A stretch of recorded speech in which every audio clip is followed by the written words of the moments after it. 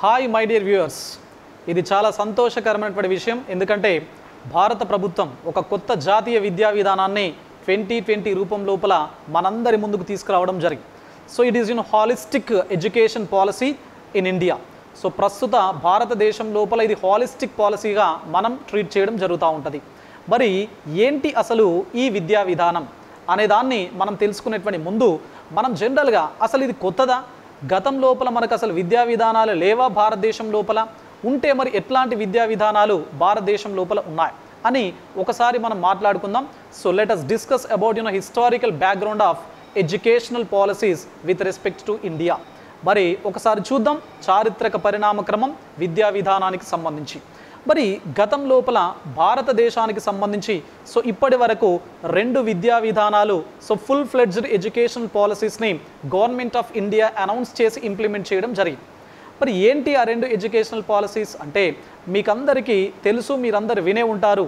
మొదటిసారిగా భారతదేశానికి స్వాతంత్రం వచ్చిన తర్వాత 1968 లోపల ఇందిరాగాంధీ ప్రధానమంత్రిగా ఉన్నప్పుడు ఒక కొత్త జాతీయ విద్యా విధానాన్ని తీసుకురావడం జరిగింది. అంటే అప్పుడున్నటువంటి భారతదేశం యొక్క సామాజిక ఆర్థిక స్థితిగతుల నేపథ్యం లోపల 1968 ఎడ్యుకేషన్ పాలసీ అనేది రావడం జరిగింది. సో దాని లోపల మార్పులను తీసుకొస్తూ మళ్ళీ మారుతున్నటువంటి పరిణామాలను బట్టి 1986 లోపల మరొక కొత్త విధానాన్ని తీసుకురావడం జరిగింది. రాజీవ్ గాంధీ ప్రధానమంత్రిగా ఉన్నప్పుడు రాజీవ్ గాంధీ ప్రభుత్వం.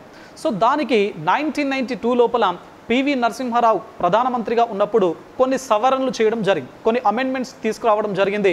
ఏది 1986 ఎడ్యుకేషనల్ పాలసీకి సంబంధించి. ఓకేనా. మరి 1986 లోపల వచ్చిన తర్వాత పాలసీ ఇప్పటి వరకు మనకు భారతదేశం లోపల రాలేదు. అంటే అరౌండ్ ఒక 34 ఇయర్స్ తర్వాత, 34 సంవత్సరాల తర్వాత మళ్ళీ ఒక కొత్త జాతీయ విద్యా విధానాన్ని సో ప్రస్తుత నరేంద్ర మోడీ ప్రభుత్వం తీసుకురావడం జరిగింది. మరి అసలు ఏంటి ఈ కొత్త విద్యా విధానం యొక్క ఆవశ్యకత, ప్రాధాన్యత, అవసరం ఏంటి అసలు అనే దాన్ని మనం తెలుసుకునేటువంటి ముందు మరి ఇక్కడ 2014 లోపల అప్పుడు నరేంద్ర మోడీ ఎలక్షన్ క్యాంపెయినింగ్లో భాగంగా అదేవిధంగా బీజేపీ మేనిఫెస్టో, ఎలక్షన్ మేనిఫెస్టోలో ఒక క్లియర్ కట్ ఇష్యూను మెన్షన్ చేయడం జరిగింది. సో ఒకవేళ మా ప్రభుత్వం కనుక ఏర్పాటైతే తప్పనిసరిగా మేము కొత్త జాతీయ విద్యా విధానాన్ని తీసుకొస్తాము అని చెప్పేసి, అది చాలా హాలిస్టిక్గా ఉంటుంది అని చెప్పేసి కూడా చెప్పడం జరిగింది. మరి దానిలో భాగంగానే గవర్నమెంట్ ఏర్పాటైన తర్వాత 2014 లోపల 2015 లోపల అప్పటి హెచ్ఆర్డి మంత్రి, సో హ్యూమన్ రిసోర్స్ డెవలప్మెంట్ మినిస్ట్రీకి సంబంధించినటువంటి మినిస్టర్ స్మృతి ఇరానీ ఎవరైతే ఉన్నారో సో తను 2015 లోపల ఒక కమిటీని ఏర్పాటు చేయడం జరిగింది. సో టిఎస్ఆర్ సుబ్రహ్మణ్యం ఆధ్వర్యం లోపల ఒక ప్రత్యేకమైనటువంటి ఆ విద్యా కమిటీని ఏర్పాటు చేయడం జరిగింది. మరి ఈ కమిటీ కంప్లీట్గా భారతదేశం లోపల ఉండేటువంటి వివిధ రకాల విద్యా విధానాలు గతం లోపల ఏవైతే ఉన్నాయో సో వాటన్నింటిని కూడా ఒక రివ్యూ చేసి, సమీక్ష చేసి ఒక కొత్త విద్యా విధానంతో ముందుకు రావడం జరిగింది. సో ఇందులోపల టిఎస్ఆర్ సుబ్రహ్మణ్యం కమిటీ చాలా 3 అంశాలకు చాలా క్లియర్ కట్ వెయిటేజ్ ఇవ్వడం జరిగింది అండి.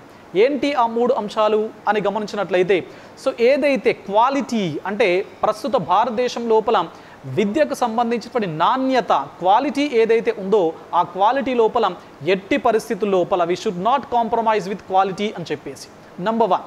నంబర్ 2, రెండవ అంశం ఏంటి అంటే క్రెడిబిలిటీ ఇన్ ఎడ్యుకేషన్. ఓకే, విద్య లోపల ఒక క్రెడిబిలిటీ, నమ్మశక్యమైనటువంటి విద్యా విధానము భారతదేశం లోపల ఉండాలి అని చెప్పేసి టిఎస్ఆర్ సుబ్రహ్మణ్యం కమిటీ చెప్పింది.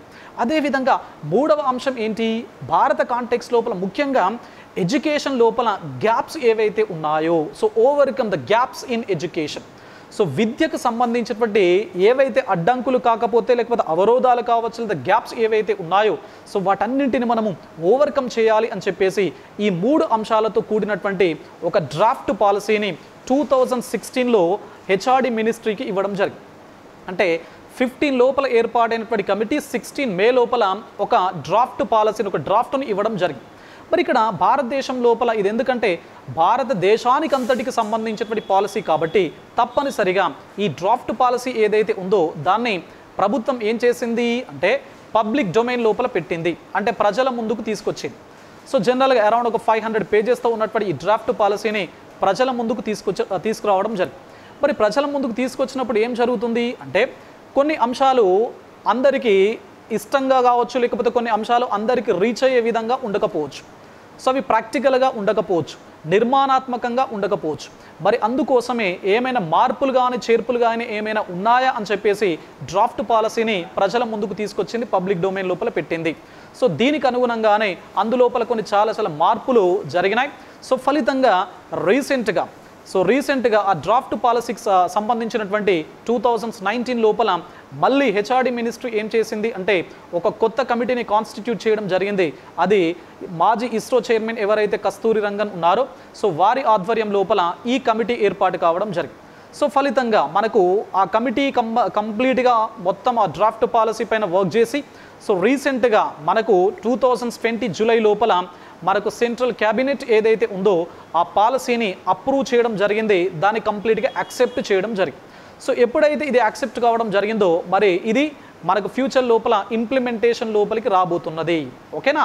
So this is about historical background of this particular NEP 2020. మరి ఏంటి అసలు ఈ ప్రస్తుత జాతీయ నూతన విద్యా విధానానికి సంబంధించినటువంటి ఆబ్జెక్టివ్ ఏంటి, అసలు ఎందుకు మనకు ఈ కొత్త విద్యా విధానం రావాలి? ఎందుకంటే మనకు గతం లోపల ఉన్నటువంటి 1986 తర్వాత ఇప్పుడేంటి 2020, అంటే ఆల్మోస్ట్ ఒక 34 ఇయర్స్ తర్వాత మనం కొత్త జాతీయ విద్యా విధానం లోపలికి వెళ్ళబోతున్నాం. మరి ఈ 34 ఇయర్స్ లోపల ప్రపంచవ్యాప్తంగా చాలా రకాల మార్పులు చోటు చేసుకోవడం జరిగిందండి. మీకు అందరికీ తెలిసినటువంటి విషయమే, సైన్స్ అండ్ టెక్నాలజీ లోపల కానీ, ఎకానమీ లోపల కానీ, అదేవిధంగా సో గ్లోబల్ కంప్లీట్ ఎన్వైర్న్మెంట్ లోపల కానీ చాలా పెక్యూలియర్ అండ్ స్పెసిఫిక్ చేంజెస్ రావడం జరిగింది. మరి ఈ మార్పులు ఏవైతే ఉన్నాయో వీటన్నింటినీ కూడా తప్పనిసరిగా విద్యా విధానం అనేది అడ్రస్ చేయాలి అనేది ఒక ముఖ్యమైనటువంటి లక్షణం. ఏది దీనికి సంబంధించి, ఎందుకు మనకు విద్యా విధానం అనే దానికి సంబంధించి. మరి రెండవది ఏంటి అంటే టెక్నాలజీ లోపల ఉన్నటువంటి ఏవైతే డిజిటల్ డివైడ్ ఏదైతే ఉందో, ఎందుకంటే డిజిటల్ డివైడ్ అనేది చాలా ముఖ్యమైనటువంటి అంశం అండి. కొన్ని రకాల దేశాల లోపల ఎక్కువ మొత్తం లోపల టెక్నాలజికల్ అడ్వాన్స్మెంట్స్ జరిగి వారి యొక్క విద్యా విధానం సమూలంగా మారిపోతూ ఉన్నది. కానీ భారతదేశం లోపల డిజిటల్ డివైడ్ అనేది స్పష్టంగా కనబడుతున్నది. కొన్ని రకాల ప్రాంతాల లోపల, కొన్ని రకాల పట్టణాల లోపల డిజిటల్ ఎడ్యుకేషన్ అనేది అందరికీ అందుబాటు లోపలికి వస్తే, చాలా రకాల రాష్ట్రాల లోపల, చాలా రకాల ప్రాంతాల లోపల రెస్పెక్టివ్ ట్రైబల్ ఏరియాస్ కానీ, అదేవిధంగా రూరల్ సొసైటీస్ లోపల డిజిటల్ గ్యాప్ అనేది చాలా ఎక్కువ మొత్తం లోపల మనకు కనబడతా ఉన్నది. కాబట్టి దీన్ని కూడా అడ్రస్ చేయాలి అని చెప్పేసి మనకి ఇక్కడ కొత్త జాతీయ విద్యా విధానం అనేది తెరపైకి వచ్చింది.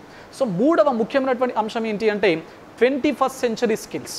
మరి ఏంటి 21st సెంచరీ స్కిల్స్ అంటే వొకేషనల్ ఎడ్యుకేషన్, ప్రాక్టికల్ ఎడ్యుకేషన్ ఏదైతే ఉందో, అదేవిధంగా next coding, that is computer language skills ఏవైతే ఉన్నాయో, మరి క్రియేటివిటీ ఏదైతే ఉందో, ఇన్నోవేషన్ ఏదైతే ఉందో, వీటన్నింటికి కూడా ప్రపంచవ్యాప్తంగా ఎక్కువ మొత్తం లోపల వెయిటేజ్ పెరుగుతూ ఉన్నది.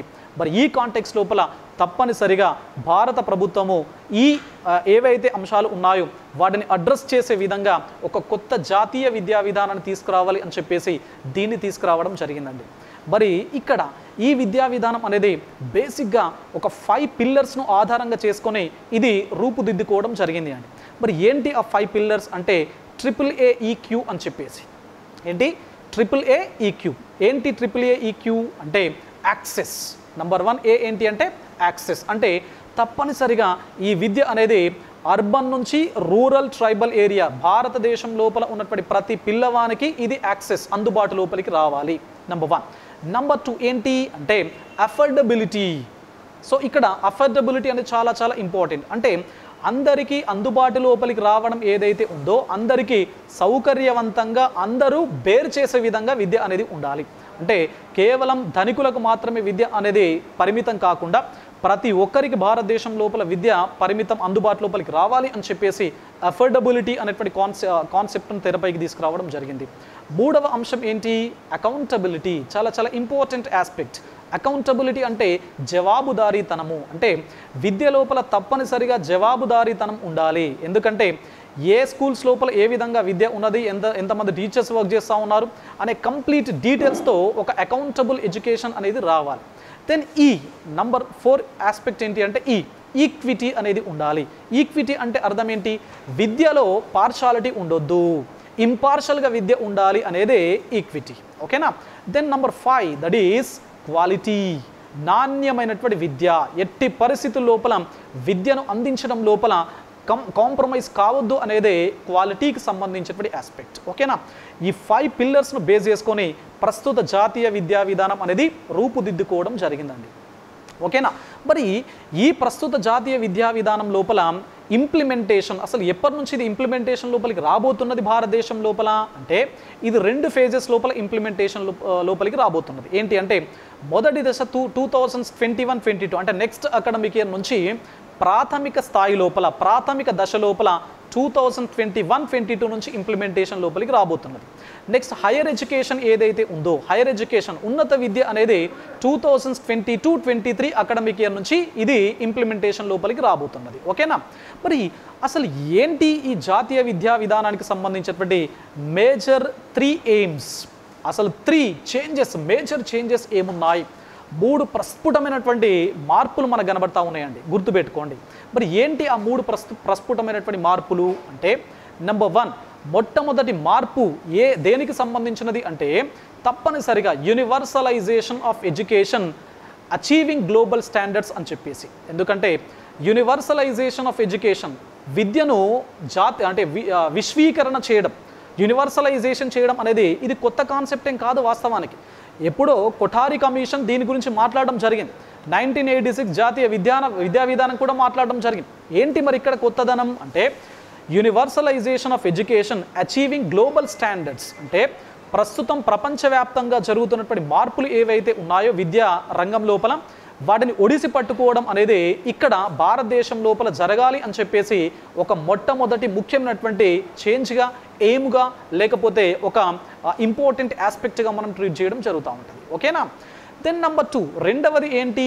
మీరు రెండవ అంశాన్ని గమనించినట్లయితే సాధారణంగా భారతదేశం లోపల మనకు గతం నుంచి అంటే కొఠారి కమిషన్ నుంచి సో ఇప్పుడు కొత్తగా వచ్చినటువంటి జాతీయ విద్యా విధానం వరకు చాలా రకాల అంశాల లోపల విద్యా సదస్సు లోపల తప్పనిసరిగా విద్యకు సంబంధించినటువంటి కేటాయింపులు జీడిపి లోపల 6% ఉండాలి అని చెప్పేసి.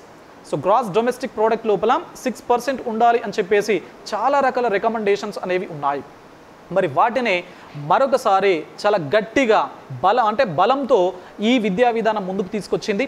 సో ప్రస్తుతం ఏదైతే 1.6% జీడిపి కేటాయింపులు విద్యకు సంబంధించి ఉన్నాయో వాటిని 6%కు పెంచాలి అని చెప్పేసి. ఓకేనా? సో ఆ విధంగా పెంచితే ఎంత కేటాయింపులు జరపవలసినటువంటి ఆవశ్యకత అవసరం ఉంది? ఫర్ ఎగ్జాంపుల్ మీకు ఈ కరెంట్ బడ్జెట్ దట్ ఈస్ 2020-21 మీరు గమనించినట్లయితే రీసెంట్ బడ్జెట్ లోపల విద్యకు సంబంధించినటువంటి మొత్తం కేటాయింపులు 99,311 crores కేటాయించడం జరిగింది.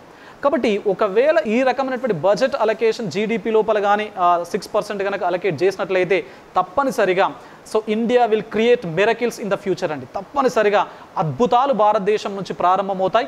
ప్రపంచం మొత్తం కూడా భారతదేశాన్ని చూసే పరిస్థితి మనకు ఫ్యూచర్ లోపల రాబోయే అవకాశం అనేది ఉందండి. ఓకేనా? మరి 3వ ముఖ్యమైనటువంటి అంశం ఏంటి? హెచ్ఆర్డి మినిస్ట్రీ పేరును మనం మార్చడం జరిగింది. ఏమని మార్చాము? ఎడ్యుకేషన్ మినిస్ట్రీ అని చెప్పేసి మార్చాం. అంటే విద్యకు సంబంధించినటువంటి కంప్లీట్ పవర్స్ ఇస్తూ మనం ఎడ్యుకేషన్ మినిస్ట్రీగా మార్చడం జరిగింది. మరి ఇది కొత్తదా ఎడ్యుకేషన్ మినిస్ట్రీ అంటే గతంలోనే వాస్తవానికి హెచ్ఆర్డి కన్నా ముందు పేరు ఎడ్యుకేషన్ మినిస్ట్రీ. 1985 వరకు రాజీవ్ గాంధీ ప్రభుత్వం ఉన్నంత వరకు విద్యా మంత్రిత్వ శాఖ అని చెప్పేసి పేరుతోనే మనం పిలిచేవాళ్ళం. సో తర్వాత కాలగమనం లోపల హెచ్ఆర్డి మినిస్ట్రీ అని చెప్పేసి పేరుతో మనం పిలుస్తూ ఉన్నాం. ఓకేనా? సో ఇట్లాంటి చేంజెస్ అనేవి మనకు చాలా ప్రస్ఫుటంగా కనబడడం జరిగింది ఈ విద్యా విధానం 2020 లోపల. ఓకే, మరి అసలు ఏమున్నాయి దీనికి సంబంధించినటువంటి ఆబ్జెక్టివ్స్ ఏంటి?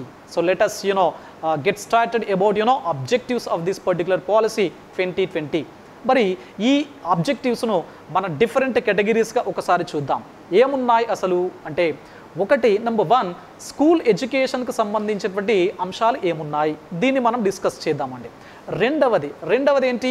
హైయర్ ఎడ్యుకేషన్ ఉన్నత విద్యకు సంబంధించినటువంటి అంశాలు ఏమున్నాయి మనం ఒకసారి చూద్దాం. మూడవది టీచర్ ఎడ్యుకేషన్ అంటే ఎక్స్క్లూజివ్గా టీచర్స్కి రిలేటెడ్గా ఉండేటువంటి అంశాలు ఏమున్నాయి మనం ఒకసారి చూద్దాం. దెన్ నెంబర్ 4 మరి ఇవన్నీ ఆస్పెక్ట్స్ ఆర్ ఫీచర్స్గా మనం డిస్కస్ చేసినట్లయితే అసలు ఈ కొత్త జాతీయ విద్యా విధానం వల్ల ఏమైనా ఛాలెంజెస్ను మనం ఫేస్ చేసే అవకాశం ఉన్నదా ఫ్యూచర్ లోపల? అదేవిధంగా ఈ కొత్త ఎడ్యుకేషన్ పాలసీ ఏదైతే ఉందో దీని యొక్క సిగ్నిఫికెన్స్ అండ్ మెరిట్స్ ఏంటి? దెన్ ఫ్యూచర్ లోపల మనకు వే ఫార్వర్డ్ ఏ విధంగా ఉంటుంది, మనం ఏం చేయాలి అసలు ఈ ఛాలెంజెస్ను మనము ఓవర్కమ్ చేయడానికి. ఓకేనా? సో ప్రతి అంశాన్ని మనం డీటెయిల్గా చూద్దాం. సో ఇందులోపల మొదటి అంశం ఏంటి అంటే స్కూల్ ఎడ్యుకేషన్ అండి, అంటే కంప్లీట్గా పాఠశాల విద్యకు సంబంధించి. మరి ఈ స్కూల్ ఎడ్యుకేషన్ లోపల ఎట్లాంటి ఫీచర్స్ మనకి కొత్త జాతీయ విద్యా విధానానికి సంబంధించి ఉన్నాయి అని మీరు గమనించినట్లయితే, సో ఇక్కడ నెంబర్ 1 మొట్టమొదటి అంశం ఏంటి అంటే మీరందరూ న్యూస్ పేపర్స్ లోపల కానీ అదేవిధంగా టీవీ ఛానల్స్ లోపల మీరు చూసుంటారు. ఎందుకంటే so this education policy is not confined to one particular geographical area or one particular geographical district or state. So it is applicable for all. కాబట్టి ఇది తప్పనిసరిగా ప్రతి ఒక్కరు తెలుసుకోవాల్సినటువంటి ముఖ్యమైనటువంటి జాతీయ విద్యా విధానం అండి. మరి ఈ కాంటెక్స్ట్ లోపల మొదటి అంశం స్కూల్ ఎడ్యుకేషన్కి సంబంధించి ఏంటి అంటే 5+3+3+4 ప్యాటర్న్. సో 5+3+3+4 ప్యాటర్న్ అండి. మరి గతం లోపల ఏమున్నది అంటే, లేదా ప్రస్తుతం ఈ అకాడమిక్ ఇయర్ లోపల కూడా ఎగ్జిస్టింగ్ ప్యాటర్న్ ఏంటి అంటే 10+2. 10+2 అనేది మీకు అందరికీ తెలిసినటువంటి విషయమే. 10th వరకు చదువుకునేది 10+2 అంటే ఇంటర్మీడియట్ ఎడ్యుకేషన్ అనేది ఉండేది. కానీ ఇప్పుడు ఈ కొత్త జాతీయ విద్యా విధానం అనేది దేన్ని ప్రపోజ్ చేసింది, ఎట్లాంటి అకాడమిక్ స్ట్రక్చర్ను ప్రపోజ్ చేయడం జరిగింది అంటే 5+3+3+4 అకాడమిక్ స్ట్రక్చర్ను ఇది ప్రపోజ్ చేసింది. మరి ఏంటి 5+3+3+4? 5 అనేది ఫౌండేషన్ స్టేజ్గా మనం పిలుస్తూ ఉంటాం ఇక్కడ. నెక్స్ట్ 3 అనేది ప్రిపరేటరీ స్టేజ్ అని చెప్పేసి అంటాం. నెక్స్ట్ 3 అనేది మిడిల్ స్కూల్ అని చెప్పేసి మనం పిలుస్తూ ఉంటాం. నెక్స్ట్ లాస్ట్ 4 అనేది సెకండరీ స్కూల్ అని చెప్పేసి పేరుతో మనం పిలుస్తూ ఉంటాం. ఓకేనా? సో కాబట్టి 5+3+3+4 అరేంజ్మెంట్ అనేది ఉంటుంది. సో ఇది ఎన్ని సంవత్సరాల విద్యను ఉద్దేశిస్తుంది అంటే 15 years ఆఫ్ ఎడ్యుకేషన్. మరి 10+2 లోపల ఎన్ని సంవత్సరాలు? కేవలం 12 సంవత్సరాలు మాత్రమే మనము ఒక పిల్లవాడిని విద్యాభ్యాసం కోసం పంపించేవాళ్ళం. కానీ కొత్త ప్యాటర్న్ ఏ విధంగా ఉంది అంటే 5+3+3+4 అంటే పిల్లవాడు 15 years ఎడ్యుకేషన్కి వెళ్ళాలి. 15 years formative and structural education కోసం వెళ్ళాల్సినటువంటి అవసరం అనేది ఉంటుంది. దీనివల్ల ఏమవుతుంది, 12 years గతం లోపల ఉన్నది భవిష్యత్తు లోపల 15 years లోపలికి వస్తుంది. ఫలితంగా 3 to 18 years అంటే మీరందరూ చూసుంటారు 2009 RT policy, right to education policy 2009 ఏం చెప్తుంది అంటే 6 సంవత్సరాల నుండి 14 సంవత్సరాల పిల్లవాళ్ళు ఎవరైతే ఉన్నారో వారందరికీ ఉచిత నిర్బంధ విద్యను అందుబాటు లోపలికి తీసుకురావాలి. So free and compulsory education provide చేయాలి అనేదే మనకు RTE 2009కి సంబంధించి. కానీ కొత్త విధానం ఏం చెప్తుంది, 3 to 18 years అంటే 3 సంవత్సరాల నుంచి 18 సంవత్సరాల వరకు తప్పనిసరిగా అందరికీ విద్యను అందుబాటు లోపలికి తీసుకురావాలి 2030 నాటికి అనేది ఈ పాలసీకి సంబంధించినటువంటి ముఖ్యమైనటువంటి అంశం. మరి ఎందుకు తీసుకురావాలి? 2030 ఏంటి సీలింగు, ఆ క్యాప్ ఏంటి అని మీరు చూసినట్లయితే మీరందరూ వినుండాలి. SDG సస్టైనబుల్ డెవలప్మెంట్ గోల్స్ అని చెప్పేసి సుస్థిరాభివృద్ధి లక్ష్యాలు ఉన్నాయి మనకి ఇప్పుడు ప్రస్తుతం ఎగ్జిస్టింగ్ అండ్ ఇంప్లిమెంటేషన్ కండిషన్ లోపల ఉన్నాయి. 2015 to 2030 వరకు మనకు ప్రస్తుతం సస్టైనబుల్ డెవలప్మెంట్ గోల్స్ ఉన్నాయి. మరి వీటి ప్రకారము 2015 నుంచి 2030 నాటికి తప్పనిసరిగా ప్రపంచ దేశాలు కంప్లీట్ లిటరసీ 100% లిటరసీని 2030 నాటికి అచీవ్ చేయాలి అనేది దానికి సంబంధించినటువంటి ముఖ్యమైనటువంటి లక్ష్యం. ఓకేనా? మరి ఇందులో భాగంగానే so first 5 years of education ఏదైతే ఉందో ఈ ఫస్ట్ 5 years ఆఫ్ ఎడ్యుకేషన్ లోపల గ్లోబల్ స్టాండర్డ్స్ను మనం అచీవ్ చేయాలి. చాలా ఇంపార్టెంట్ ఆస్పెక్ట్ అండి. ఎందుకంటే చాలా రిపోర్ట్స్ చెప్తా ఉన్నాయి. భారత కాంటెక్స్ట్ లోపల ఏసర్ రిపోర్ట్ ఉంటుంది. సో ఏసర్ రిపోర్ట్ ఏం చెప్తుంది, మనకి ఎవ్రీ ఇయర్ ఏసర్ రిపోర్ట్ వస్తుంది కదా, ఏం చెప్తుంది అసలు భారతదేశం లోపల చదువుకునేటువంటి పాఠశాల పిల్లలకి ఎట్లాంటి బేసిక్ న్యూమరసీ స్కిల్స్ లేవు అని చెప్పేసి, మ్యాథమెటికల్ ఆపరేషన్స్కి సంబంధించినటువంటి స్కిల్స్ అసలే లేవు అని చెప్పేసి చెప్తా ఉంటుంది. మరి ఇట్లాంటి కాంటెక్స్ట్ లోపల ఈ ఫస్ట్ 5 years ఆఫ్ ఎడ్యుకేషన్ ఏం చెప్తున్నది అంటే తప్పనిసరిగా లిటరసీ అండ్ న్యూమరసీని ఈ పాఠశాల లోపల మనం ఎంటర్టైన్ చేయాలి, ఎంకరేజ్ చేయాలి అని చెప్పేసి ఈ కొత్త జాతీయ విద్యా విధానం చెప్తుంది. దానిలో భాగంగానే so national mission for foundation of literacy and numeracy అనేటువంటి ఒక ప్రత్యేకమైనటువంటి సెగ్మెంట్ను, ఒక ప్రత్యేకమైనటువంటి వింగును భవిష్యత్తు లోపల మనం ఏర్పాటు చేయబోతున్నాము. ఓకేనా? కాబట్టి ఇది first 5 years. Then come to next stage, that is 6th to 8th class వరకు ఎట్లాంటి పరిస్థితులు ఉన్నాయి. 6th తర్వాత మీరు ఈ విద్యా విధానాన్ని గమనించినట్లయితే 6th తర్వాత కంప్లీట్గా 21st సెంచరీ స్కిల్స్ ఏవైతే ఉన్నాయో మనకు ఒకటేంటి కోడింగ్ అంశము అంటే కంప్యూటర్ నాలెడ్జ్ స్కిల్స్ ఏవైతే ఉన్నాయో అవి కానీ, అదేవిధంగా వొకేషనల్ ట్రైనింగ్ ఏదైతే ఉందో ఇది కానీ, ఇవి రెండు మనకు 6వ తరగతి నుంచి మాత్రమే ప్రారంభం కావడం జరుగుతుంది. ఎందుకంటే చాలా రిపోర్ట్స్ చెప్తా ఉన్నాయి భారతదేశం లోపల. ఏం చెప్తున్నాయి అంటే ఈవెన్ ఇంజనీరింగ్ గ్రాడ్యుయేట్స్ని మీరు గమనించినట్లయితే so most of the engineering graduates in India are skilless. చాలా రిపోర్ట్స్ చెప్తా ఉన్నాయి 70% of Indian graduates are skilless అని చెప్పేసి చెప్తా ఉన్నాయి. అంటే గ్రాడ్యుయేషన్ అయిపోయిన తర్వాతనే స్కిల్స్ లేనటువంటి ఒక దయనీయమైనటువంటి పరిస్థితి భారతదేశం లోపల ఉన్నది. మరి వాటన్నింటికి ఫుల్ స్టాప్ పెట్టే విధంగా 6వ తరగతి నుంచే 21st సెంచరీ స్కిల్స్ని ఇన్కార్పొరేట్ చేయాలి విద్యా విధానం లోపల. సో దానిలో భాగంగానే కోడింగ్ ఏదైతే ఉందో సో కోడింగ్ మనకు ప్రస్తుతము చైనా దేశం లోపల చాలా ఇంప్లిమెంటేషన్ లోపల ఉన్నది, చాలా సమర్థవంతంగా ఇంప్లిమెంటేషన్ లోపల ఉన్నది కోడింగ్. సో దాని భారతదేశం లోపల మనం ఇంప్లిమెంట్ చేయాలి. నంబర్ 1. Number 2 vocational education. ఎందుకంటే ప్రాక్టికాలిటీ అనేది చాలా చాలా ఇంపార్టెంట్ అండి. ప్రాక్టికల్స్కి ప్రయారిటీ భారతదేశం లోపల ఎక్కువగా ఇవ్వట్లేదు. ఎందుకంటే థియరీ సబ్జెక్ట్ ఉండడం వల్ల మనకు లాభం లేదు. ఎందుకంటే రేపు ఒకవేళ జాబ్ వచ్చినట్లయితే ఏదైనా ఇండస్ట్రీస్ కనుక వెళ్తే అక్కడ టెస్ట్ చేసేది మీ థియరిటికల్ నాలెడ్జ్ కాదు, మీ ప్రాక్టికల్ నాలెడ్జ్ని మాత్రమే టెస్ట్ చేయడం జరుగుతుంది. కాబట్టి ఇట్లాంటి కాంటెక్స్ట్ లోపల మనకు ఈ వొకేషనల్ ఎడ్యుకేషన్ అనేది it is given more priority. మరి జనరల్గా మనకు కొరియా కానీ జపాన్ మీరు గమనించినట్లయితే ఈ రెండు దేశాల లోపల ఈ వొకేషనల్ ఎడ్యుకేషన్ విత్ ఇంటర్న్షిప్ అనేది చాలా ఎక్కువ మొత్తం లోపల ఇంప్లిమెంటేషన్ లోపల ఉన్నది. మరి ఇట్లాంటి ఎడ్యుకేషన్ అనేది భారతదేశం లోపల ఉండాలి. ఈ వొకేషనల్ ఎడ్యుకేషన్ అనేది మనకు సమ్మర్ హాలిడేస్ లోపల కానీ లేదా దసరా హాలిడేస్ కానీ లేకపోతే సంక్రాంతి హాలిడేస్ ఏవైతే ఉన్నాయో సో ఈ హాలిడేస్ పీరియడ్ లోపల దీన్ని ఇంప్లిమెంట్ చేయాలి అని చెప్పేసి విద్యా విధానం చెప్తా ఉన్నది. అదేవిధంగా ప్రతి సంవత్సరం లోపల ఒక 10 days బ్యాగ్లెస్ డేస్గా ఉండాలి. అంటే పిల్లలు ఎవరు కూడా బ్యాగులతో పుస్తకాల సంచులతో పాఠశాలలకు వెళ్ళొద్దు. సో బ్యాగ్లెస్ డేస్గా 10 days ఉండాలి ప్రతి సంవత్సరానికి అని చెప్పేసి ఈ విద్యా విధానం చెప్తా ఉన్నది. మరి ఇట్లాంటి చాలా beautiful important recommendations and features మనకి ఇక్కడ 2వ అంశంగా కనబడుతున్నది. సో 3వ అంశం ఏంటి దీనికి సంబంధించి అని గమనించినట్లయితే so nutritional mid day meals. అంటే భారతదేశం లోపల మీకు మధ్యాహ్న భోజన పథకం మిడ్ డే మీల్స్ యొక్క ప్రోగ్రామ్ గురించి మీకు అందరికీ తెలుసు. సో ఇది భారతదేశం లోపల చాలా పవర్ఫుల్గా ఇంప్లిమెంట్ అవుతుంది. కానీ సో ఎట్టి పరిస్థితి లోపల ఇందులోపల కాంప్రమైజ్ కావద్దు, అన్ని రకాల న్యూట్రియంట్స్ను పిల్లలకి ఇవ్వాలి అని చెప్పేసి. ఓకేనా. సో నంబర్ 4 4వ అంశం ఏంటి మరి ఈ విద్యా విధానానికి సంబంధించి అని గమనించినట్లయితే ఇందులోపల మేజర్ ఏంటి అంటే ఇక్కడ ప్రోగ్రెస్ కార్డ్ 360 degrees ప్రోగ్రెస్ కార్డుని ఇవ్వాలి. అంటే ఒక కాంప్రహెన్సివ్ కోణం లోపల ఒక కాంప్రహెన్సివ్ ప్రోగ్రెస్ కార్డుని పిల్లలకి ఇవ్వాలి. ఇందులోపల ఏం టెస్ట్ చేస్తూ ఉంటారు మరి మనకు జనరల్గా ఎగ్జామ్ లోపల ఏం టెస్ట్ చేస్తూ ఉంటారు అంటే ఈ ఎగ్జామినేషన్స్ను కండక్ట్ చేసేటువంటి బోర్డ్స్ ఏవైతే ప్రస్తుతం ఉన్నాయో రాష్ట్రాల లోపల కానీ అదేవిధంగా కేంద్ర ప్రభుత్వం ఆధ్వర్యం లోపల ఉండేటువంటి బోర్డ్స్ ఏవైతే ఉన్నాయో ఈ బోర్డ్స్ ఫ్యూచర్ లోపల తమ యొక్క నేచర్ను కోల్పోయే అవకాశం అనేది ఉన్నది. సో ఎగ్జామ్స్ను పూర్తి స్థాయి లోపల సరళీకరించడం జరుగుతున్నది. ఎగ్జామ్స్ కేవలం ఇప్పుడు ప్రతి సంవత్సరానికి ఎగ్జామ్స్ను కండక్ట్ చేస్తున్నారు కదా. సో ఫ్యూచర్ లోపల మనకు వేటికి మాత్రమే ఎగ్జామ్స్ ఉండబోయే అవకాశం ఉంది అంటే 10th క్లాస్కి అదేవిధంగా 12th క్లాస్కి ఎగ్జామ్స్ ఉంటాయి ఇప్పుడు ఉన్నట్టుగా. సో ఫ్యూచర్ లోపల 3rd క్లాస్కి 5th క్లాస్కి అండ్ 8th క్లాస్కి కొత్తగా 3rd, 5th, 8th క్లాస్కి మాత్రమే మనకు ఎగ్జామ్స్ ఉండబోతున్నాయి. ఇక మిగతా ఏ ఇయర్స్ గిడే ఎగ్జామ్స్ అనేవి ఉండవు. ఆ ఎగ్జామ్స్ కూడా చాలా సరళీకృతమైనటువంటి ఎగ్జామ్స్ అంటే ఇయర్లీ 2 సార్లు ఎగ్జామ్స్ను కండక్ట్ చేయడం జరుగుతుంది. ఒకటి యాన్యువల్ ఎగ్జామ్స్ ఉంటాయి, రెండవది సెమిస్టర్ ఎగ్జామ్స్ ఉంటాయి. పిల్లలు యాన్యువల్ ఎగ్జామ్ రాయొచ్చు, సెమిస్టర్ ఎగ్జామ్ రాయొచ్చు.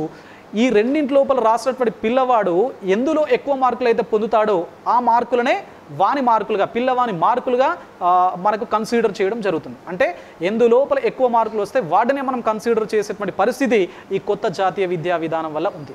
మరి ఏం టెస్ట్ చేస్తూ ఉంటారు జనరల్గా ఇక్కడ ఇప్పుడున్నటువంటి ఎగ్జామినేషన్ సిస్టమ్ ఏ విధంగా ఉంది అంటే అకాడమిక్ యాక్టివిటీస్ను మాత్రమే టెస్ట్ చేసే విధంగా ప్రస్తుత సిస్టమ్ అనేది ఉన్నది.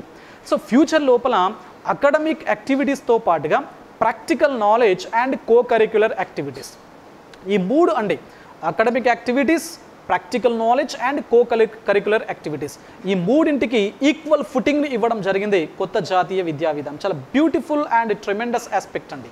మీడియం ఆఫ్ ఇన్స్ట్రక్షన్ అనేది చాలా ఇంపార్టెంట్ ఆస్పెక్ట్ అండి. ఎందుకంటే మనకు విద్యా విధానం విద్యా బోధన ఏ భాష లోపల జరగాలి. ఎందుకంటే ప్రస్తుత భారతదేశం యొక్క స్థితిగతులను మీరు గమనించినట్లయితే రూరల్ ఏరియాస్ లోపల ఉన్నటువంటి మామూలు సాధారణ కుటుంబాలు కూడా తమ పిల్లల్ని ఇంగ్లీష్ విద్య వైపుకు మరల్చడం జరుగుతున్నది. మరి ఇట్లాంటి కాంటెక్స్ట్ లోపల మనకు యూరోపియన్ యూనియన్కి సంబంధించినటువంటి కంట్రీస్ ఎక్స్పీరియన్స్ను ఒకసారి మనం గమనించినట్లయితే అక్కడ విద్యా విధానం ఏ భాషలో ఉంటుంది అంటే మాతృభాషలో మాత్రమే ఉంటుంది. అంటే వారి యొక్క ఇంటి భాష లేదా మదర్ టంగ్ లేదా ఇంకా ముందు ఒక స్టెప్ ముందుకేసినట్లయితే రీజనల్ లాంగ్వేజ్ ఏదైతే ఉందో ప్రాంతీయ భాష ఏదైతే ఉందో ఆ భాషలో కొనసాగడం జరుగుతుంది. మరి ఇక్కడ భారతదేశం లోపల చాలా మట్టుకు ప్రస్తుత ట్రెండ్ను గమనించినట్లయితే ఇంగ్లీష్ మీడియం ఎడ్యుకేషన్ వైపుకు పేరెంట్స్ యొక్క మైండ్ సెట్ అనేది కంప్లీట్గా టిల్ట్ అయి ఉన్నది. మరి ఇట్లాంటి కాంటెక్స్ట్ లోపల ప్రాక్టికల్గా అంటే ఒక విద్యార్థి అనేక లాంగ్వేజెస్ను నేర్చుకోవాలి అన్నా స్కిల్స్ను నేర్చుకోవాలి అన్నా ఈజీ ఎడ్యుకేషన్ ఉండాలి అన్న మాతృభాష లోపల విద్యా విధానం అనేది చాలా ఇంపార్టెంట్ అండ్ సజెస్టబుల్. అది మనకు యూరోపియన్ యూనియన్ యొక్క ఎక్స్పీరియన్స్ మనకు చెప్తా ఉన్నది. మరి ఇట్లాంటి కాంటెక్స్ట్ లోపల 5 years వరకు అంటే 5th standard వరకు mother tongue or regional language లోపల ఎడ్యుకేషన్ను కంటిన్యూ చేయాలి అని చెప్పేసి సో దీనిపైన ఫుల్ ఫ్లెడ్జ్డ్గా అంటే స్ట్రిక్ట్గా రూల్స్ ఏం లేకపోయినప్పటికీ ప్రయారిటీ ఇవ్వాలి. ఇంకా ఒక స్టెప్ ముందుకేసి 8th class వరకు కూడా సజెస్టబుల్ అని చెప్పేసి ఈ కొత్త జాతీయ విద్యా విధానం చెప్తా ఉన్నది. అదేవిధంగా ఇందులోపల సాంస్క్రిట్ అనేది ఒక ఆప్షనల్ లాంగ్వేజ్గా కూడా ప్రపోజ్ చేయడం జరిగిందండి. ఒకవేళ ఇంట్రెస్టెడ్ క్యాండిడేట్స్ ఎవరైనా ఇంట్రెస్టెడ్ స్టూడెంట్స్ ఉన్నట్లయితే వాళ్ళు సాంస్క్రిట్ను కూడా ఒక లాంగ్వేజ్గా మనం చూస్ చేసుకోవడానికి అవకాశాన్ని కల్పించడం జరిగింది. అదేవిధంగా సెకండరీ స్కూల్ అంటే అర్థం ఏంటి 9th class to 12th class వరకు సెకండరీ స్కూల్ ఎడ్యుకేషన్ ఏదైతే ఉందో ఇందులోపల ఎట్లాంటి ప్రపోజల్స్ ఉన్నాయి ఎట్లాంటి ఫీచర్స్ ఉన్నాయి ఇక్కడ మనం గమనించినట్లయితే అంటే ఫారిన్ లాంగ్వేజెస్ను ఇంక్లూడ్ చేయడం జరుగుతూ ఉన్నది. ఎందుకంటే మనకు ఫర్ ఎగ్జాంపుల్ స్పానిష్ ఉంది అండి. స్పానిష్ అనేది యూరోపియన్ కంట్రీస్ లోపల చాలా ఎక్కువ మొత్తం లోపల కనబడుతున్నటువంటి ఒక డామినెంట్ లాంగ్వేజ్. మరి దానిపైన చాలా ఎంప్లాయ్మెంట్ ఆపర్చునిటీస్ అనేది మనకు కాల్ సెంటర్స్ లోపల కానీ సాఫ్ట్వేర్ కంపెనీస్ లోపల కానీ అదేవిధంగా ఇంటర్నేషనల్ స్కూల్స్ లోపల కానీ ఇంటర్నేషనల్ బిజినెస్ సెంటర్స్ లోపల మనకు ఇట్లాంటి ఫారిన్ లాంగ్వేజెస్ యొక్క ఇంపార్టెన్స్ అండ్ ఎసెన్షియాలిటీ అనేది కనబడతా ఉన్నది. కాబట్టి ఇవన్నీ కూడా మనకు ఏంటి జనరల్గా స్కూల్ ఎడ్యుకేషన్కి సంబంధించినటువంటి ఫీచర్స్ అండి. ఓకేనా. సో మరి let us discuss about higher education in this particular policy. మరి ఉన్నత విద్య ఏంటి అసలు ఎట్లాంటి అంశాలను మెన్షన్ చేయడం జరిగింది ఈ విధానం అని మీరు చూసినట్లయితే సో నంబర్ 1 మొట్టమొదటి అంశం ఏంటి అంటే సో మల్టీ డిసిప్లినరీ అప్రోచ్. ఏంటి మల్టీ డిసిప్లినరీ అప్రోచ్ అని మీరు గమనించినట్లయితే సో ఇప్పటి వరకు ఫర్ ఎగ్జాంపుల్ బీకామ్ తీసుకున్నట్లయితే గ్రాడ్యుయేషన్ లెవెల్ లోపల బీకామ్ తీసుకున్నట్లయితే అందులోపల అకౌంట్స్ కానీ కామర్స్ కానీ అట్లాంటి సబ్జెక్ట్స్ మాత్రమే ఉండేవి. బీజెడ్సీ తీసుకున్నట్లయితే బాటనీ జువాలజీ కెమిస్ట్రీ, ఎంపీసీ తీసుకున్నట్లయితే మ్యాథమెటిక్స్ ఫిజిక్స్ కెమిస్ట్రీ ఇట్లాంటివి మాత్రమే ఉండేవి. అంటే ఒక రిజిడిటీ అనేది ఉండేది. సో భవిష్యత్తు లోపల ఈ విద్యా విధానం వల్ల ఎట్లాంటి అంశాలు కంప్లీట్గా సమూలమైనటువంటి మార్పులు రాబోతున్నాయి. ఏంటి ఆ మార్పులు అంటే ఫర్ ఎగ్జాంపుల్ మ్యాథమెటిక్స్ చదువుకున్నటువంటి విద్యార్థి ఒకవేళ తనకు ఫిజిక్స్ కెమిస్ట్రీ ఇంట్రెస్ట్ కనుక లేకపోతే తనకు సోషియాలజీ ఇంట్రెస్ట్ ఉన్నట్లయితే మ్యాథ్స్ సోషియాలజీ అండ్ జాగ్రఫీ తీసుకోవడానికి అవకాశం ఉంటుంది. కామర్స్ చదువుకున్నటువంటి విద్యార్థికి చిన్నప్పుడు సైన్స్ మీద అలవాటు లేదా ఇష్టం కనుక ఉన్నట్లయితే కామర్స్ బాటనీ జువాలజీ చదువుకోవడానికి అవకాశం అనేది ఉంటుంది. సో కాబట్టి ఇట్లాంటి ట్రెండ్ అనేది ఆల్రెడీ మీకు తెలిసినటువంటి విషయమే సిబిసిఎస్ సిస్టమ్ అనేది ఉన్నది. So choice based credit system is available with the education now. అది ఫారిన్ కంట్రీస్ లోపల ప్రస్తుతం ఎగ్జిస్టింగ్ కండిషన్లో ఉంది. దాన్ని మనం అడాప్ట్ చేసుకోవడం జరిగింది ఆల్రెడీ. సో దానికి కొంతవరకు ఇంకా అది కాంక్రీట్గా మారేటువంటి అవకాశం అనేది మనకు ఫ్యూచర్ లోపల ఉన్నది. ఓకేనా.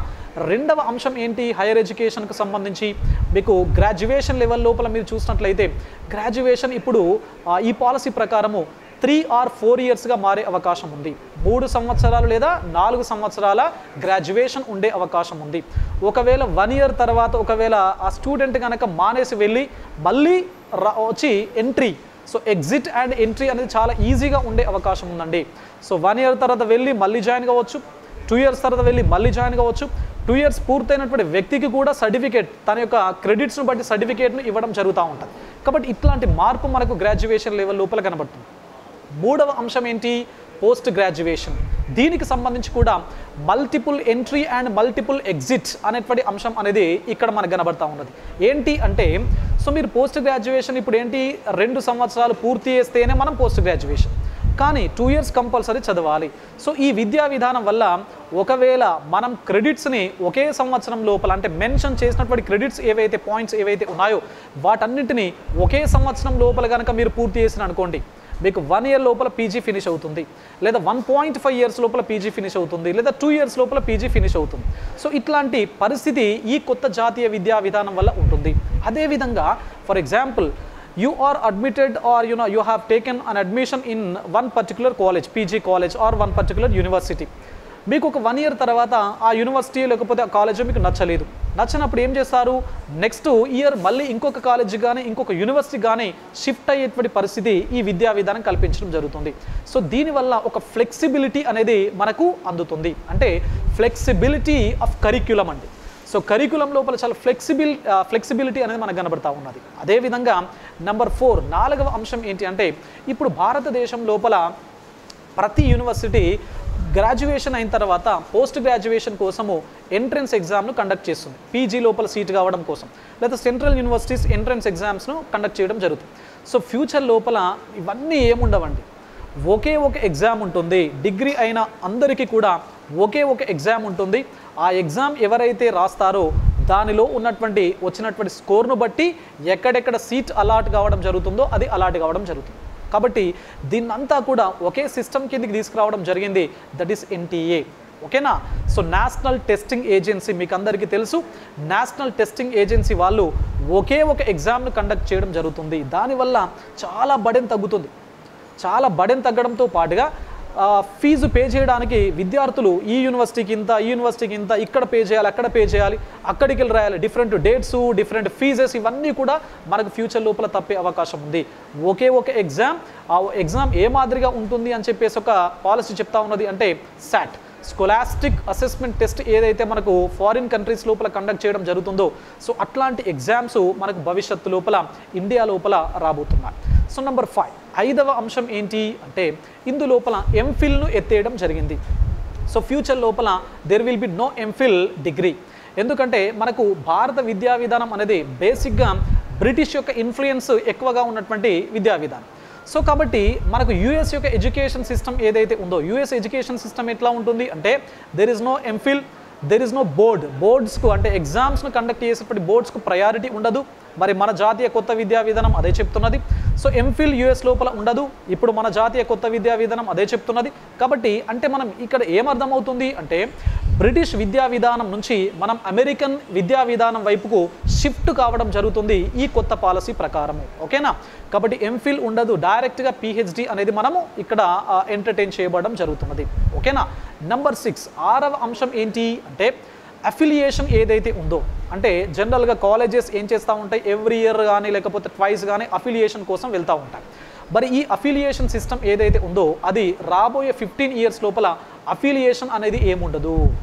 ఓకేనా. ప్రతి కాలేజ్, ప్రతి యూనివర్సిటీ ఏదైతే ఉందో అది అటానమస్గా మారిపోయే అవకాశం అనేది ఉంది. తమ యొక్క డెసిషన్స్ వారే తీసుకున్నటువంటి అవకాశం అనేది ఉంటుంది. కాబట్టి ఇది చాలా ఒక రకమైనటువంటి సులభతరమైనటువంటి అంటే లిబరల్గా ఉండేటువంటి పరిస్థితి. అదేవిధంగా ఇందులోపల ఈ ఎడ్యుకేషన్, హైయర్ ఎడ్యుకేషన్కి సంబంధించి ఇక్కడ ఏదో ఒక డిగ్రీకో, ఒక యూనివర్సిటీకో, లేకపోతే డీమ్డ్ యూనివర్సిటీకో, లేకపోతే సెంట్రల్ యూనివర్సిటీకో కాదు, భారతదేశం లోపల ఉన్నటువంటి అన్ని రకాల విద్యా వ్యవస్థలకు సంబంధించి ఇది అప్లికేబుల్గా ఉంటుంది, except medical and legal education. ఓకేనా. దెన్ నెంబర్ 7 7వ అంశం ఏంటి దీనికి సంబంధించి అంటే, ఇక్కడ అకాడమిక్ బ్యాంక్ ఆఫ్ క్రెడిట్స్ ఏర్పాటు కావడం జరుగుతుంది.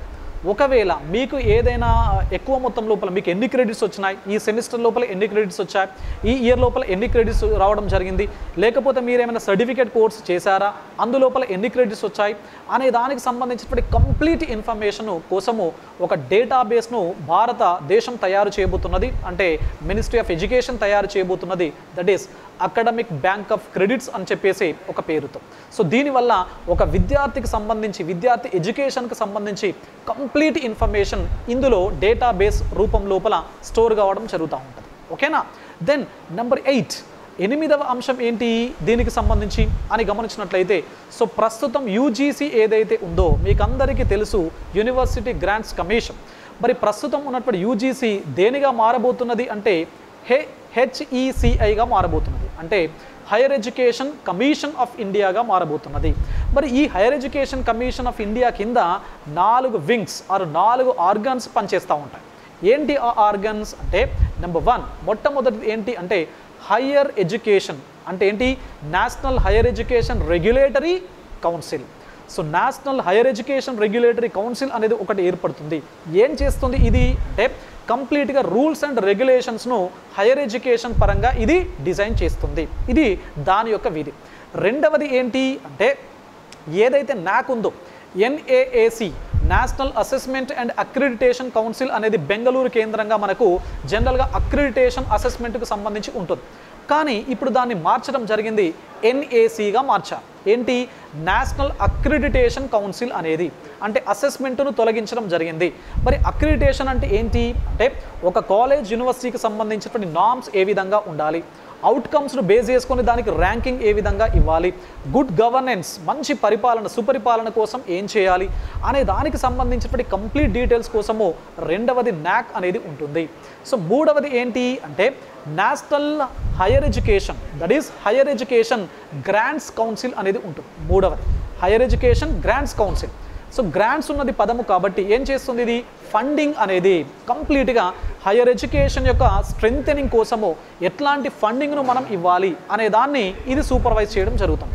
దెన్ ఫోర్త్ వన్, నాలుగవది ఏంటి అంటే జనరల్గా higher education general education council అనేది, so general education council GEC అనేది ఏర్పడుతుంది. సో ఏంటి GEC ఏం చేస్తుంది అంటే, హైయర్ ఎడ్యుకేషన్కి సంబంధించినటువంటి స్టాండర్డ్స్ను సెట్ చేయడం జరుగుతుంది. ఓకేనా, దాని క్వాలిటీ ఏ విధంగా ఉండాలి, ఎట్లాంటి స్కిల్స్ను డెవలప్ చేయాలి అనే దానికి సంబంధించినటువంటి కంప్లీట్ స్టాండర్డ్ సెట్టింగ్ ఏదైతే ఉందో దీన్నంతా కూడా జనరల్ ఎడ్యుకేషన్ కౌన్సిల్ అనేది సూపర్వైజ్ చేయడం జరుగుతుంది. కాబట్టి ఈ 4 వింగ్స్ మనకు HECI higher education commission of India కింద ఇవన్నీ కూడా పనిచేయడం జరుగుతుంది. ఓకేనా, then come to 9th aspect. 9వ ఆస్పెక్ట్ ఏంటి అంటే, సో ఇక్కడ దీనికి NRF నేషనల్ రీసెర్చ్ ఫౌండేషన్ అనేది ఏర్పడబోతున్నది. సో నేషనల్ రీసెర్చ్ ఫౌండేషన్ అనేది ఎక్కువగా రీసెర్చ్ పైన ప్రయారిటీ లేదా రీసెర్చ్ పైన ఎక్కువ మొత్తం లోపల ఫోకస్ చేయడం కోసము NRF అనేది ఏర్పాటు కాబోతున్నది. ఎందుకంటే భారతదేశం లాంటి కంట్రీస్ లోపల research is given less priority. కాబట్టి మీరందరూ చూస్తూ ఉంటారు, బ్రెయిన్ డ్రెయిన్ అనేది ఇండియా నుంచి కొనసాగుతాం, మేధో వలసను మీరు చూస్తూ ఉంటాం. సో బ్రెయిన్ డ్రెయిన్ అనేది అంటే భారతదేశం లోపల ఉండేటువంటి మంచి మంచి సైంటిస్టులు యూరోపియన్ నేషన్స్కో లేదా అమెరికాకో వలస వెళ్ళడం జరుగుతుంది. ఎందుకు అంటే ఇక్కడ ఇన్ఫ్రాస్ట్రక్చరల్ ఫెసిలిటీస్ ప్రాపర్గా లేకపోవడం, రీసెర్చ్కు ప్రయారిటీ ప్రాపర్గా లేకపోవడం వల్ల బ్రెయిన్ డ్రెయిన్ అనేది ఇండియా లోపల మీరు చూస్తూ ఉన్నారు. మరి దాన్నంతా కూడా మనం ఫుల్ స్టాప్ పెట్టడం కోసము ఈ విద్యా విధానం ఏదైతే ఉందో సో అది దేనికి ప్రయారిటీ ఇచ్చింది అంటే రీసెర్చ్కు ప్రయారిటీ ఇవ్వడం జరిగింది. సో దానిలో భాగంగానే NRF నేషనల్ రీసెర్చ్ ఫౌండేషన్ ఏర్పాటు చేసింది. అదేవిధంగా 9th ఇంపార్టెంట్ ఆస్పెక్ట్ ఏంటి అంటే మేరును ఏర్పాటు చేసింది. ఏంటి మేరు అంటే, so multidisciplinary education and research universities. So multidisciplinary education and research university MERU అని చెప్పేసి ఒక ప్రత్యేకమైన కాన్సెప్ట్ను తెరపైకి తీసుకురావడం జరిగిందండి. ఎందుకంటే సో ప్రస్తుతం ఏవైతే NITs national institute of technologies కానీ, IITs Indian institute of technologies కానీ, అదేవిధంగా IIMs లోపల ఎట్లాంటి రీసెర్చ్ స్టాండర్డ్స్ అయితే ఏవైతే ఉన్నాయో, ఎట్లాంటి రీసెర్చ్ ఇన్ఫ్రాస్ట్రక్చర్ ఏదైతే ఉందో ఆ మాదిరిగా మనకు మేరు అంటే ప్రతి యూనివర్సిటీ లోపల మేరు కింద ఇట్లాంటి స్టాండర్డ్స్ కానీ అట్లాంటి రీసెర్చ్ అనేది ఎంటర్టైన్ చేయబడడం జరుగుతూ ఉంటుంది. కాబట్టి ఇట్లాంటి అంశం అనేది చాలా ఇంపార్టెంట్ ఆస్పెక్ట్ అండి. దెన్ నెంబర్ 10 10వ అంశం ఏంటి, చాలా ఇంపార్టెంట్ హైయర్ ఎడ్యుకేషన్కి సంబంధించి అంటే ఫారిన్ యూనివర్సిటీస్ తమ యొక్క బ్రాంచెస్ను ఇండియా లోపల పెట్టుకునే అవకాశం, అదేవిధంగా ఇండియన్ యూనివర్సిటీస్ తమ బ్రాంచెస్ను ఫారిన్ యూనివర్సిటీ లోపల పెట్టుకునేటువంటి అవకాశం. సో దీనిలో భాగంగా ఫారిన్ అంటే ప్రపంచవ్యాప్తంగా ఉండేటువంటి top 100 educational institutions or universities ఏవైతే ఉన్నాయో అవన్నీ కూడా భారతదేశం లోపలికి రాబోతున్నాయి. దాని ఫలితంగా ఏమవుతుంది, ఎక్స్చేంజ్ ఆఫ్ నాలెడ్జ్ అనేది కనబడుతుంది. So exchange of research, exchange of digital knowledge, exchange of learning activities ఇవన్నీ కూడా మనకు ఫ్యూచర్ లోపల అందుబాటు లోపలికి రాబోతున్నాయి. అదేవిధంగా నేషనల్ ఎడ్యుకేషన్ టెక్నాలజీ ఫోరం అనేది 11th అంశంగా ఏర్పడబోతున్నది. ఏంటి నేషనల్ ఎడ్యుకేషన్ టెక్నాలజీ ఫోరం అంటే ఇది కంప్లీట్గా భారతదేశం లోపల డిజిటల్ లెర్నింగ్కి సంబంధించినటువంటి ఒక ఎంకరేజ్మెంట్ కోసము ఈ ప్రత్యేకమైనటువంటి ఒక ఇన్స్టిట్యూషనల్ సెటప్ను మనం ఫ్యూచర్ లోపల ఏర్పాటు చేయబోతున్నాం. ఓకేనా? సో ఇవన్నీ కూడా మనకు దేనికి సంబంధించినవి? హైయర్ ఎడ్యుకేషన్కి సంబంధించినవి. అదేవిధంగా హైయర్ ఎడ్యుకేషన్ లోపల చాలా ఇంపార్టెంట్ ఆస్పెక్ట్ ఏంటి అంటే, last but not least, that is gross enrolment ratio ఏదైతే ఉందో, హైయర్ ఎడ్యుకేషన్ లోపల గ్రాస్ ఎన్రోల్మెంట్ రేషియో అనేది ప్రస్తుతం 26.3గా ఉన్నది. మరి ఈ 26.3 గ్రాస్ ఎన్రోల్మెంట్ రేషియో ఏదైతే ఉందో దాన్ని 2035 నాటికి 50%కు పెంచాలి. ఎందుకంటే డిగ్రీ వరకు మామూలుగా అందరూ చదువుతున్నారు, అది ఓపెన్ యూనివర్సిటీ కావచ్చు, లేకపోతే రెగ్యులర్ మోడ్ కావచ్చు. కానీ గ్రాడ్యుయేషన్ తర్వాత పోస్ట్ గ్రాడ్యుయేషన్ లోపల కానీ రీసెర్చ్ లోపల కానీ ఎవరు ముందుకెళ్ళట్లేదు. మరి దాని ఫలితంగా ఇప్పుడు గ్రాస్ ఎన్రోల్మెంట్ రేషియో కేవలం 26.3 మాత్రమే ఉన్నది. సో దీన్ని ఇమీడియట్గా 2035 నాటికి 50%కు పెంచాలి అని చెప్పేసి టార్గెట్గా పెట్టుకోవడం జరిగిందండి. కాబట్టి so these are about higher education ఇన్స్టిట్యూషన్స్కి రిలేటెడ్గా ఉండేటువంటి ఈ పాలసీ లోపల ఉండేటువంటి అంశాలు. మరి ఇంకా ఈ పాలసీ టీచర్స్ పైన, టీచర్ ఎడ్యుకేషన్ పైన, టీచర్స్కి సంబంధించి ఎట్లాంటి ఫీచర్స్ను కలిగి ఉన్నది మనం ఒకసారి చూసినట్లయితే, మరి ఇక్కడ 2021 నుంచి ఈ పాలసీ ప్రైమరీ స్టాండర్డ్స్, అది ప్రైమరీ స్టేజ్ లోపల మనకు ఇంప్లిమెంటేషన్ లోపలికి రాబోతున్నది. కాబట్టి దానిలో భాగంగానే మనకు NCERT ఆధ్వర్యం లోపల national curriculum framework for teacher education, so national curriculum framework for teacher education 2021 అనేది ఫ్యూచర్ లోపల మనకు అందుబాటు లోపలికి రాబోతున్నది. అది రూపుదిద్దుకోబోతున్నది. సో అది 2021 నుంచి ఇంప్లిమెంటేషన్ లోపలికి రాబోతున్నది. ఒకటే. రెండవ అంశం ఏంటి అంటే, ఈ టీచర్ ఎడ్యుకేషన్స్ ఏవైతే ఉన్నాయో, ఫర్ ఎగ్జాంపుల్ బీఎడ్ మీకు అందరికీ తెలిసినటువంటి విషయం. మరి బీఎడ్ని మీరు గమనించినట్లయితే ప్రస్తుతం 2 years, గతం లోపల 1 year బీఎడ్ అందుబాటులో ఉండేది, ప్రస్తుతం 2 సంవత్సరాలకు పెంచడం జరిగింది. మరి ఫ్యూచర్ లోపల ఎట్లాంటి ఎడ్యుకేషన్ అందుబాటు లోపలికి రాబోతున్నది అంటే ఇంటిగ్రేటెడ్ బీఎడ్. ఇంటిగ్రేటెడ్ బీఎడ్ అంటే ఏంటి అంటే గ్రాడ్యుయేషన్ విత్ బీఎడ్. ఇది 4 సంవత్సరాల కోర్సుగా ఉండబోతున్నది. ఇది మొదటిది. రెండవది 1 year బీఎడ్స్. 1 year బీఎడ్ కూడా అందుబాటులో ఉండబోతున్నది. ఈ 1 year బీఎడ్ చేసే వాళ్ళు ఎవరు ఉండాలి అంటే graduation plus PG, graduation plus post graduation, ఇవి రెండు ఎవరైతే చేస్తారో వాళ్ళు మాత్రమే 1 year బీఎడ్కి ఎలిజిబుల్. ఇది రెండవది. మూడవది ఏంటి? 2 years ఇండివిజువల్ బీఎడ్. మరి 2 years ఇండివిజువల్ బీఎడ్కి ఎవరు ఎలిజిబుల్ అంటే normal graduates. So normal graduates are eligible for 2 years BEds. Graduates cum post graduates are eligible for 1 year BEds. And intermediate qualified candidates, intermediate qualified candidates nothing but +2 qualified candidates are eligible for 4 year integrated బీఎడ్స్. ఓకేనా? So ఇట్లా మారబోతున్నది. So మూడవ అంశం ఏంటి అంటే 2030 నాటికి 2030 తర్వాత జరగబోయే teacher recruitment process ఉంటుంది కదా, టీచర్ల నియామక ప్రక్రియ ఏదైతే ఉందో, సో ఇవన్నీ కూడా టీచర్ల నియామక ప్రక్రియ అంతా కూడా ఇంటిగ్రేటెడ్ బీఎడ్ చేసిన వాళ్ళకు మాత్రమే ఎలిజిబిలిటీ అనేది ఉండబోతున్నది. అంటే ఇప్పుడు నేను చెప్పినటువంటి ప్యాటర్న్ ఏదైతే ఉందో ఆ ప్యాటర్న్ లోపల ఎవరైతే బీఎడ్ చేస్తారో they will be eligible for all the teacher recruitment examinations after 2030. So కాబట్టి దీన్ని బట్టి మనకు టీచర్ ఎడ్యుకేషన్ అనేది చాలా ఎక్కువ మొత్తం లోపల ప్రయారిటీ అనేది ఉండబోతున్నది. సో దీని ఫలితంగా గవర్నమెంట్ స్కూల్స్ స్ట్రెంగ్తెన్ కాబోతున్నాయి. గవర్నమెంట్ స్కూల్స్ ఎప్పుడైతే స్ట్రెంగ్తెన్ కావడం జరుగుతుందో టీచర్స్ యొక్క రోల్ పెరగబోతున్నది. సో రోల్ పెరగకపోవడం వల్ల రిక్రూట్మెంట్ జరగబోతున్నది. కాబట్టి ఎంప్లాయ్మెంట్ జనరేషన్ కూడా మనకు ఈ పాలసీ వల్ల ఫ్యూచర్ లోపల జరగబోతున్నది. ఓకేనా? So this is about teacher education. Then మరి ఇంకా ఏమున్నాయి ఈ పాలసీకి సంబంధించి? ఇవి కాకుండా నార్మల్గా అదర్ ఇంపార్టెంట్ ఫీచర్స్ మనం ఒకసారి గమనించినట్లయితే, so number 1 other important features లోపల commercialisation and privatisation of education. So మనకు there are mushrooming of private educational institutions across pan India. భారతదేశం అంతా కూడా మొత్తం కూడా ఎడ్యుకేషనల్ ఇన్స్టిట్యూషన్స్ పుట్టగొడుగుల మాదిరిగా పెరిగిపోతూ ఉన్నాయి. మరి వాటన్నింటికి ఫుల్ స్టాప్ పెట్టడం కోసము ఈ పాలసీ అనేది ముందుకు రావడం జరిగింది. సో కమర్షియల్ ఆస్పెక్ట్ ఏదైతే ఉందో ఎడ్యుకేషన్ లోపల దాన్ని మొత్తం కూడా తీసేయబోతున్నారు. సో ఇది మొదటి అంశము. రెండవది ఏంటి దీనికి సంబంధించి, ఈ కొత్త విద్యా విధానానికి సంబంధించి అంటే regional languages like Pali and Prakrit and Persian languages పైన ఒక నేషనల్ ఇన్స్టిట్యూషన్ ఏర్పాటు కాబోతున్నది. అదేవిధంగా సో అనువాదం ఏదైతే ఉందో, తర్జుమా ఏదైతే ఉందో, వివిధ రకాల భాషలకు సంబంధించినటువంటి తర్జుమా ఉంటుంది కదా, ట్రాన్స్లేషన్ స్టడీస్ ఏదైతే ఉందో, సో దానికి ఎక్కువ మొత్తం లోపల ప్రయారిటీ అనేది రాబోతున్నది. నెక్స్ట్ మూడవ అంశం ఏంటి అంటే, చాలా ఇంపార్టెంట్ అంశం ఏంటి అంటే, ఒక SEZలు భారతదేశం లోపల ఏర్పాటు కాబోతున్నాయి. మీకు అందరికీ తెలుసు SEZ అంటే ఏంటి?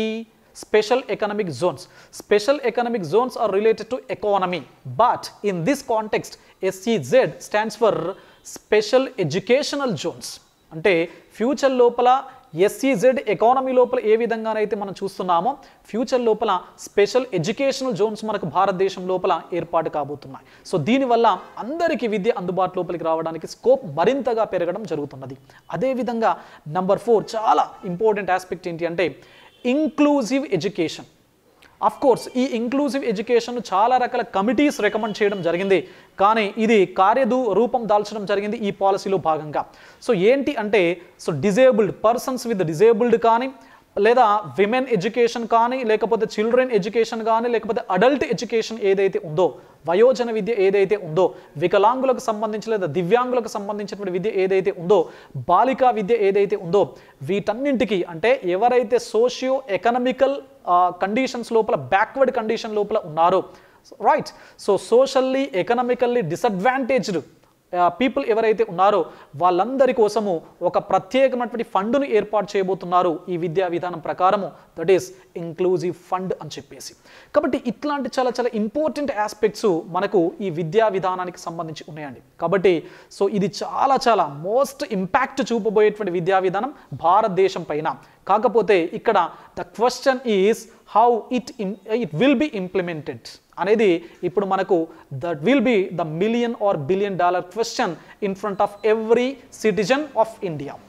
ఓకే, మరి ఏంటి అసలు చూసే ముందు అసలు ఏమున్నాయి మనకు దీనికి ఛాలెంజెస్ చూసే ముందు మనకు what about the significance and merits of this particular education policy 2020. So let us discuss about significance and challenges of NEP 2020. So number 1 merit is it is very much comprehensive. ఇది చాలా సమగ్రమైనటువంటి విద్యా విధానం. ఎందుకంటే మీకు గతంలోనే ఫీచర్స్ చెప్పేటప్పుడు చెప్పాను, ఇది pre school to post graduate or PhD and professional to vocational. So ఇట్లాంటి లక్షణంతో ఉన్నటువంటి విద్యా విధానం కాబట్టి it is comprehensive and holistic. ఇందులోపల అన్ని అంశాలకు ఈక్విటీకి కానీ, యాక్సెస్ కానీ, అఫోర్డబిలిటీ కానీ, అదేవిధంగా అకౌంటబిలిటీకి కానీ, అదేవిధంగా క్వాలిటీకి కానీ, వీటన్నింటికి కూడా పెద్ద పీట వేయడం జరిగింది. సో హాలిస్టిక్ ఎడ్యుకేషన్ పాలసీగా మనం దీన్ని ట్రీట్ చేస్తాం. మూడవ అంశం ఏంటి దీనికి సంబంధించి అంటే, it is inclusive education policy. ఎందుకు ఇంతకుముందే నేను మీకు ఫీచర్స్ లోపల చెప్పాను, ఇందులోపల బాలికలకు, బాలలకు, అదేవిధంగా గిరిజనులకు, అదేవిధంగా పర్సన్స్ విత్ డిజేబుల్డ్ ఎవరైతే ఉన్నారో వారికి, సో ప్రతి ఒక్కరిని ఇంక్లూడ్ చేయడం దీని లోపల జరిగింది. కాబట్టి సో ఇది మూడవ ముఖ్యమైనటువంటి అంశం అండి. నాలుగవ అంశం ఏంటి దీనికి సంబంధించి అంటే, ఇది కంప్లీట్గా 3 years నుంచి 18 years వరకు, అంటే గతం లోపల 6 to 14 years వరకు ఉన్నటువంటి ఫ్రీ కంపల్సరీ ఎడ్యుకేషన్ ఏదైతే ఉందో దానికి వేరే విధంగా 3 to 18 yearsను ఇందులోపల ఇంక్లూడ్ చేయడం జరిగింది. కాబట్టి ఇది చాలా ఇంపార్టెంట్ సిగ్నిఫికెంట్ పాయింట్ అండి ఇది. అదేవిధంగా నంబర్ 5 ఐదవ అంశం ఏంటి దీనికి సంబంధించి అంటే, ఫారిన్ యూనివర్సిటీస్ని ఇండియా లోపలికి అలో చేయడం. ఎందుకంటే దానివల్ల నాలెడ్జ్ అనేది ఎక్స్చేంజ్ కావడానికి అవకాశం ఉంటుంది కాబట్టి. దెన్ 6th ఇంపార్టెంట్ ఏంటి అంటే, ఇంగ్లీష్ అండ్ హిందీ డిబేట్ అనేది ఫ్యూచర్ లోపల ఉండదండి. ఇప్పటి వరకు చాలా సందర్భాల లోపల మీరు చూస్తూ ఉంటాం English versus Hindi debates. So future లోపల మనకు ఉండదు, ఎందుకంటే మల్టీ లింగ్విజం అనేది ఇక్కడ మనం ఎంటర్టైన్ చేస్తున్నాం కాబట్టి. సో హిందీ నేర్చుకునే వాళ్ళు హిందీ నేర్చుకుంటారు, ఇంగ్లీష్కు ప్రయారిటీ ఇచ్చే వాళ్ళు ఇందులోపల ఇంగ్లీష్కు ప్రయారిటీ ఇవ్వడం జరుగుతుంది.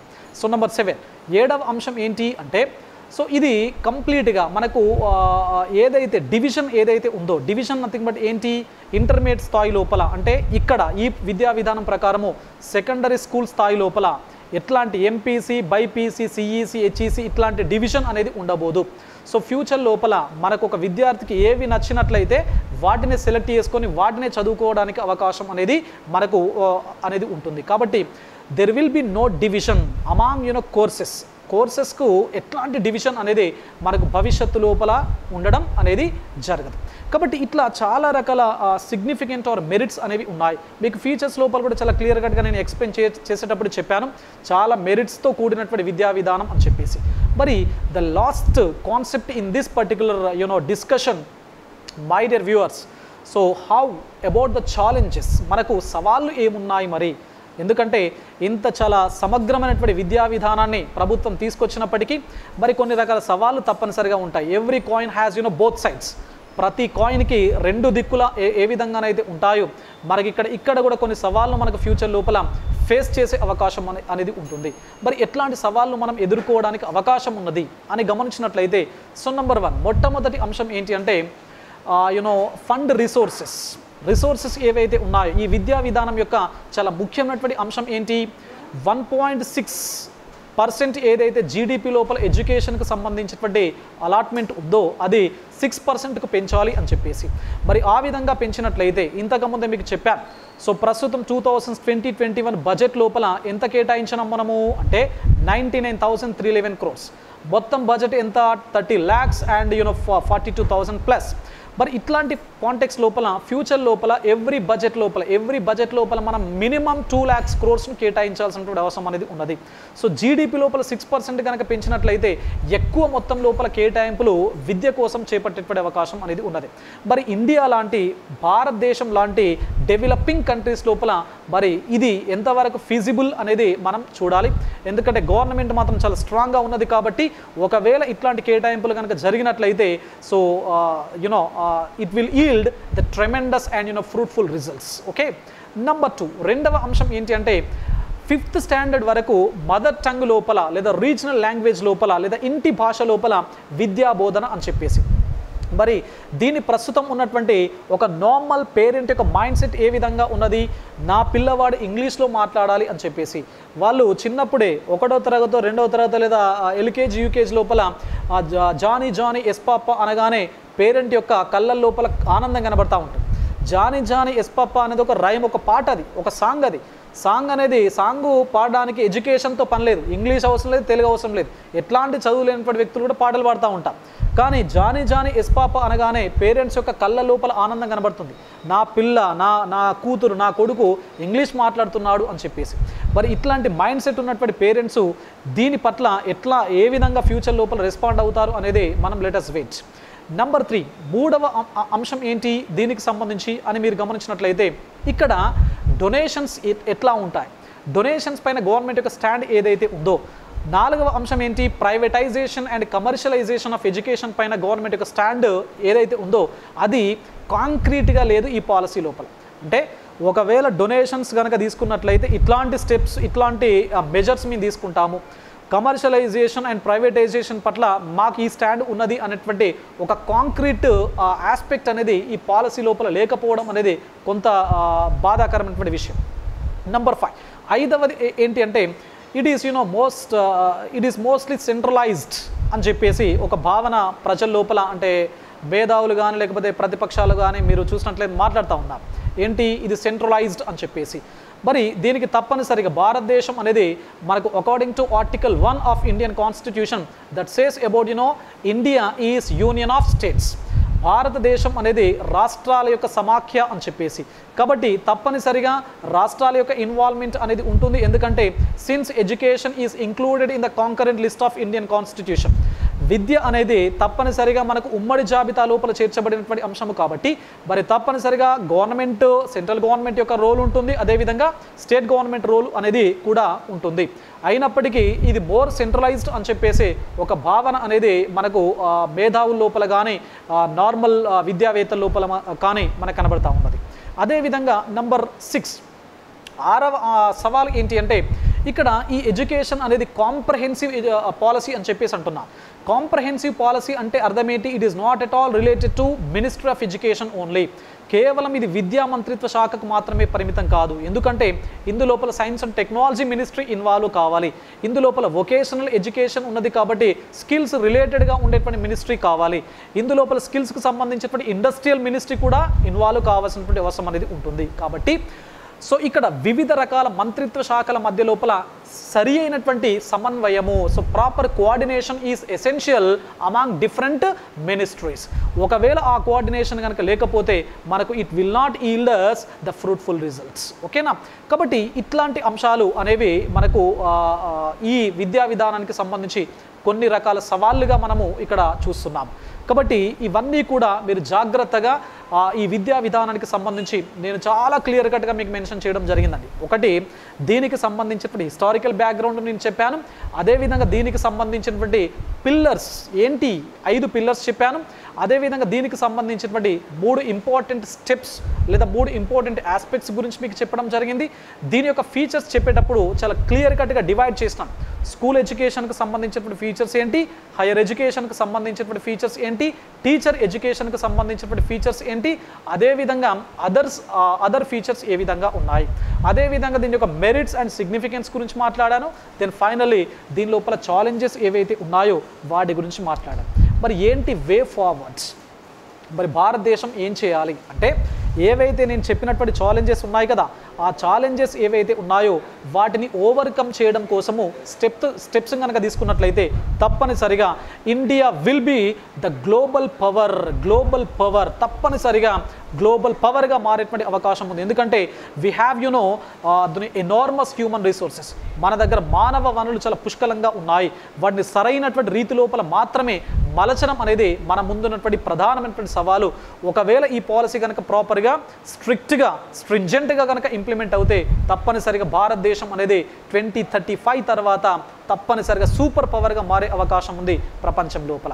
కాబట్టి మనమందరం కూడా ఈ పాలసీకి సపోర్ట్ చేద్దాం, భారతదేశాన్ని ప్రపంచం లోపల సూపర్ పవర్గా నిలబెడదాం. So thank you my dear viewers, thank you one and all.